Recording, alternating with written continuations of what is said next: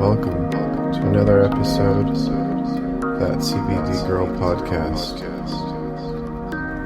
Inhale, exhale. Welcome back to another episode of Keeping Up with CBD. I am your host, That CBD Girl. This is where we will talk about all things CBD and cannabis. This podcast is purely to educate you on hemp and CBD specific products and uses, so I hope you learned something new today. As a courtesy reminder, please note that the statements made on this podcast are not intended to treat, cure, or prevent any illness or disease and are not proven by the FDA. This podcast is based on my own personal research of others, and personal experiences. This episode is brought to you by Quartz Trading Co. Check out quartztradingco.com for all your CBD needs from pure CBD to full spectrum. Quartz is not a give-and-go company, so if you need assistance finding the right product for you, contact Quartz today. Head over to quartztradingco.com. CBD. It's good to be back. I kind of took a little bit of a break last month. It was so busy, holiday season, and remember, I am a business owner myself, so had to take the month off, and yeah, it's good to be back. If you're new to this podcast, welcome. I'm an entrepreneur. I run my own CBD company. Forgive me if I'm not perfectly punctual, but you can watch out for me at least once a month, and I'm excited to tell you that I now have a new website up, so you can actually go to thatcbdgirlpodcast.com and listen to all these podcasts. And a blog will be featured there soon too. So if you know friends or you yourself maybe don't like to listen to podcasts or don't have time and maybe like to read instead, that will be there for you. So that's very exciting. Excited to announce that. And I'm doing a giveaway. So if you're listening to this podcast, you already have a chance at winning. Here's how it will work. In this podcast, I'm going to mention a key fact. It will be obvious. I will literally say this is the key fact. To enter, what you'll do is you'll either email me or message me on Instagram and give me the key fact, and that will enter you to win. What will you win? Well, you choose, because I'm going to give you a $150 credit to quartztradingco.com. So there you can pick out any CBD product of your choice, and $150 is enough to get multiple products. So may the odds forever be in your favor.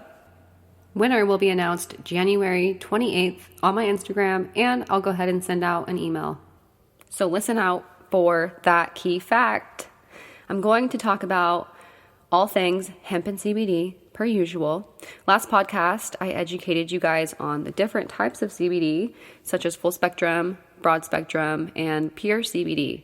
So you may have assumed there was just one type of CBD, which is common, and what we found was the main difference between the three are the cannabinoids involved. You may hear that word pronounced two different ways. I don't think there is a right or wrong way to say it, though. I've heard doctors say it both ways. So I personally say cannabinoid. So first, let me tell you what a cannabinoid is. According to the Webster Dictionary, a cannabinoid is any of various naturally occurring, biologically active chemical compounds found in cannabis, such as hemp or marijuana. There are three types of cannabinoids. Endogenous, which we know means endo, means inside. So those are ones that our bodies are actually producing. And the second type is phytocannabinoids, which are the kinds produced by plants, such as hemp. And the third is synthetic, which is engineered in a lab. So are you shocked? Did you hear that part? Our bodies already make these compounds. It shouldn't be too much of a shock, though, because we are so much like plants.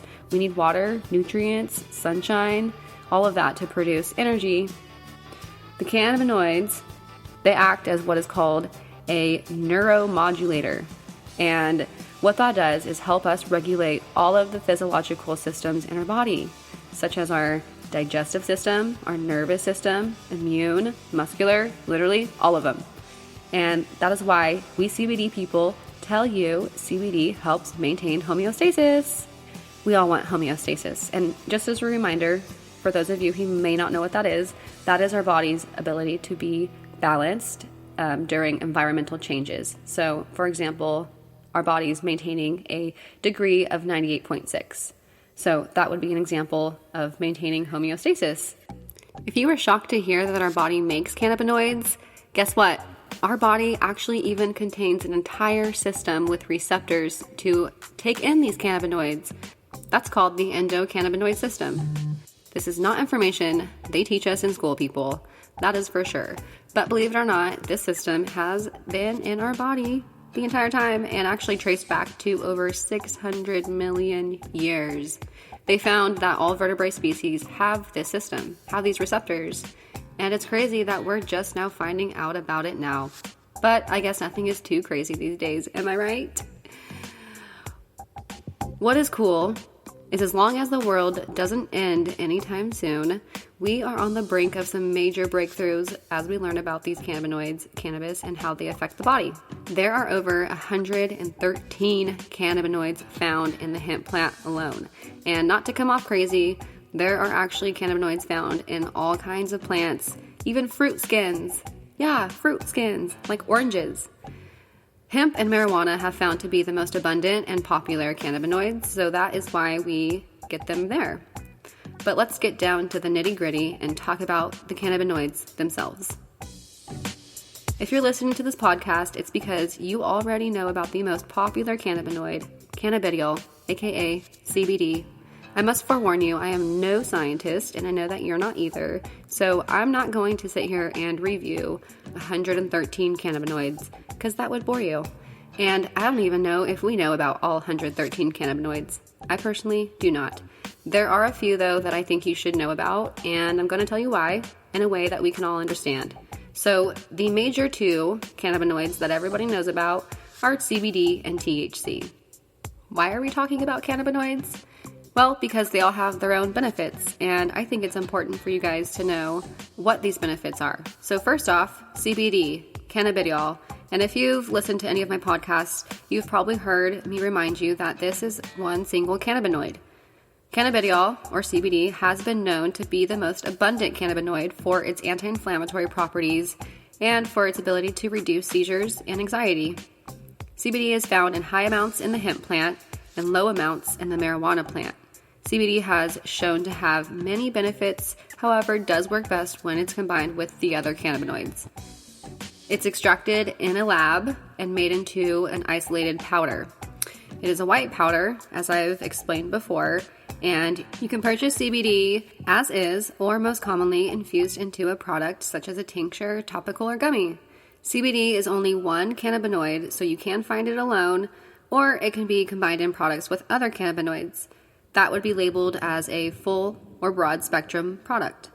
CBD is everywhere, and as we know, the best places to get CBD are a CBD store. CBD can be found online, CBD can be found in gas stations, and it can be found many, many other places. Always do your research and avoid cheap-looking products when looking into a CBD product. I can't tell you what to do, but I would also stay away from gas station CBD. Just saying. But regardless of where you're purchasing it, as long as you're reviewing a lab test and you find it trustworthy, you can make that call for yourself. When it comes to purchasing CBD at a medical marijuana dispensary or a recreational marijuana dispensary, you may not find a pure CBD product at this place. The reason being is because the CBD is actually regulated by the FDA. Hemp is actually regulated by the FDA. And because they are doing so, medical marijuana and recreational marijuana are actually regulated by a separate department, and that's called the Bureau of Cannabis Control. And because they regulate all of the products in those dispensaries, there is a little bit of a gray area, so you likely will not find a pure CBD product made from hemp in a dispensary. But never say never. The next cannabinoid we're going to talk about is THC, the most popular cannabinoid, tetrahydrocannabinol. This is the culprit with the psychological effects, the high. THC is present in all cannabis, but can legally be present in hemp in the amount of 0.3% or less. So it's very, very small amount. And there are actually a few different types of THC. The most popular THC is known as tetrahydrocannabinol delta 9. THCA is another one, and the one on the rise, delta 8. So delta 9, the main THC, the one that gets you high, this is found in high amounts in marijuana. This is also what they test for and allow 0.3% of in hemp plants.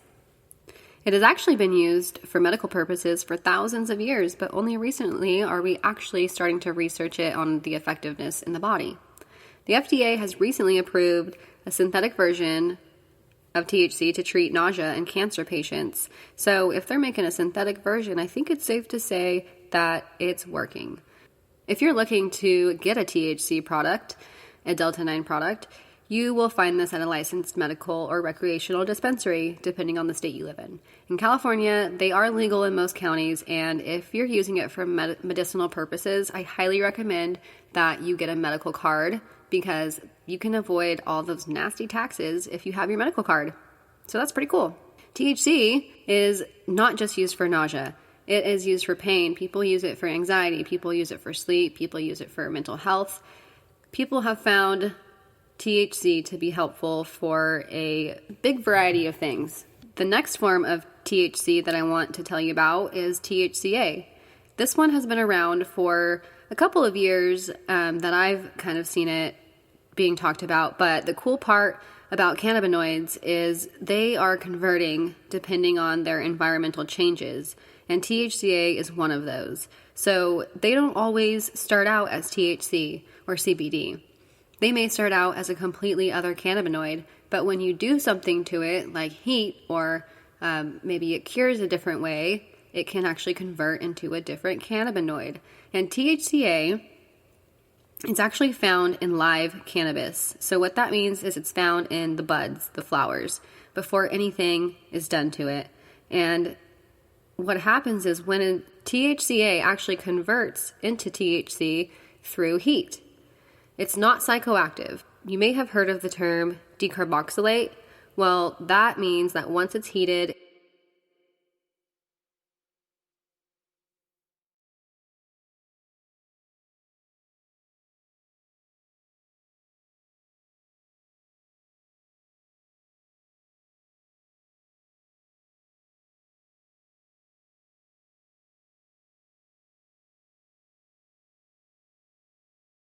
they have began breeding strains that are high in THCA, dominant, that they would call that in THCA. And what THCA does is it can help stimulate your appetite and works as a very powerful anti-inflammatory. Because hemp is only permitted to have less than 0.3% THC per the Farming Hemp Bill Act, your best bet for searching for THCA in high amounts is a licensed medical dispensary or recreational dispensary. When it comes to a hemp product, you will not be able to receive a high amount of THCA because it is one of the THCs. The last THC I want to discuss is the Delta 8. This one is newer in the forms of us talking about it, and it's a cannabinoid that's actually on the rise right now. Many people are finding this product in a vape form and using it for its calming effects. And there is still limited research on this, but it's not psychoactive unless consumed in high doses. And what does that mean? Well, we aren't sure. It's still pretty gray. According to some friends that I interviewed at the CBD shop, you may experience a head change after 3 to 4 puffs, but it's more of a body feeling. And that actually coincided with an article I found on leafly.com, which if you guys don't use Leafly, please do. It's a great resource for information. There I found an article where some scientists did some studies and reported Delta 8 to be good for its anti-nausea properties, but not so potent on the mind like the Delta 9. So because it's not potent to the mind, people have reported it to help with anxiety and even insomnia. And in order to get the desired amount of Delta 8, it does have to be extracted with machinery in a lab. So this does come from the hemp plant also. And having said, it will come in a distillate form or a vape cartridge type form. Be wary of Delta 8 labeled flower because that could be a gimmick. Yeah. The legalities on Delta 8 are still pretty gray, but per the hemp bill, it does appear legal. And